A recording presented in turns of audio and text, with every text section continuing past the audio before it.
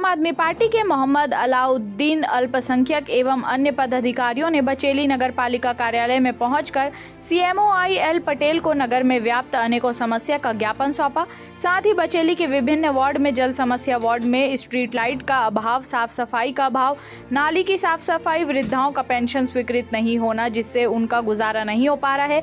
ज्ञापन पर सीएमओ नगर पालिका बचेली ने समस्त समस्याओं का निदान शीघ्र करने का आश्वासन दिया है। बताइए तो सीएमओ साहब, ये सब जो जानकारियाँ दिए हैं आपको समस्या से संबंधित, इस पर आप क्या कहना चाहेंगे? इसमें तो बहुत सी समस्याएं जो है तो हमारा प्रस्ताव चला गया है जी।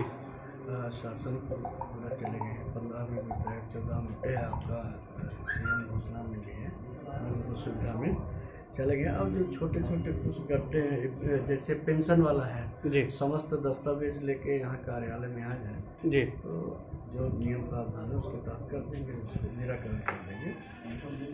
समस्या का निराकरण शीघ्र अतिशीघ्र होगा। शीघ्र अतिशीघ्र होगा जी।